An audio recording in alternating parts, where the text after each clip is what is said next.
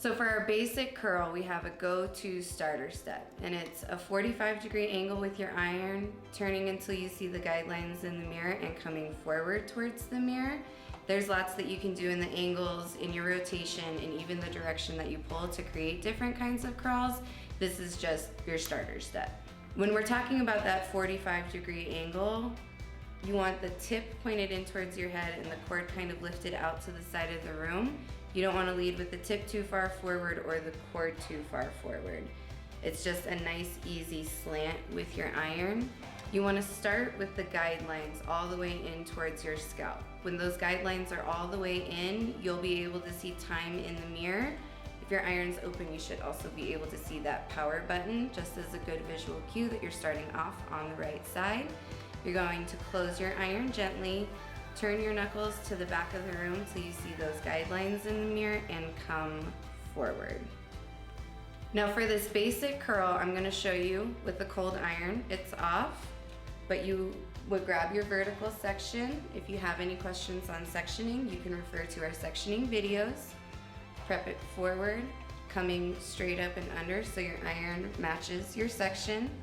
Starting and finishing at that 45-degree angle with the guidelines in, time in the mirror.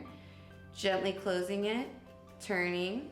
Let that hair fall completely over the back of the iron, and from in front and underneath, hold on to it here and push through your piece. Never think of it as a pull down or a pull forward or a pull out to the side. Think of it as a push forward towards your mirror. Now I pinned my top layer up because I have so many layers through here. I want you to see a better example of curls on my longer pieces. And this is curling on your right side.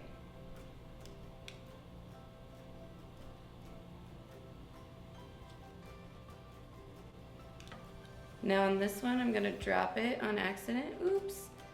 And now my curl hasn't finished as far down as I would like it to. And you don't have to do that whole piece over. I can pick up my drop curl. So in a curl, we have peaks and valleys. When a curl wraps back and away from my face, that's a peak. Here where it's coming back in is a valley, and I just barely have the start of another peak right here.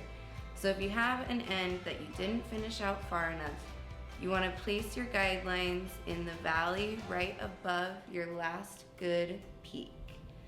So on this guy, I'm just going to pick it up at the end, turn it out, and hit that end again to finish it all the way through.